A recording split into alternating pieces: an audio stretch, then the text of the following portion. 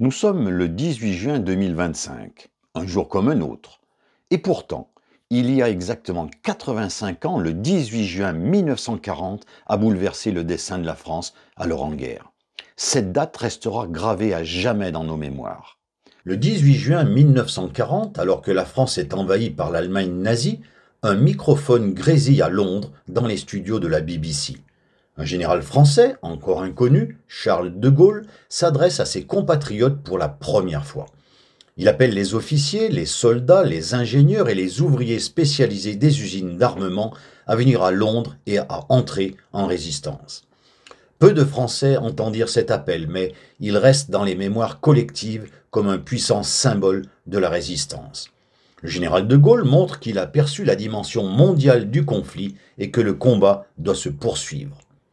La guerre est déclarée lorsque les Allemands se lancent à l'assaut de la Pologne. Les armées alliées de l'Ouest attendent, persuadées que la ligne Maginot est un rempart efficace et que le massif des Vosges est infranchissable. La stratégie allemande de la guerre éclair montre son efficacité et met en déroute les armées belges puis anglo-françaises en mai-juin 1940. Le 16 juin, le maréchal Pétain devient président du Conseil et déclare le lendemain que « c'est le cœur serré que je vous dis aujourd'hui qu'il faut cesser le combat ». L'armistice est signé le 22 juin.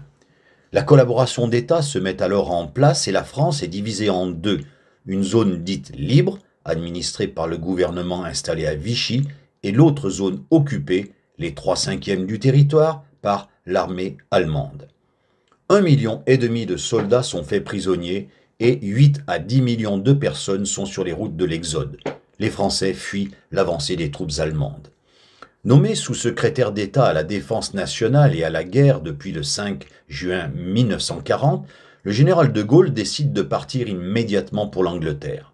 Il y rédige le texte de l'appel diffusé le lendemain, 18 juin 1940 vers 20 h sur les ondes de la BBC, et conclura « Quoi qu'il arrive, la flamme de la résistance française ne doit pas s'éteindre et ne s'éteindra pas. » 7000 hommes et femmes prennent le chemin de l'Angleterre pour continuer le combat au sein des forces françaises libres. En juillet 1940, l'affiche de l'appel à tous les Français est apposée sur les murs de Londres et des communes anglaises.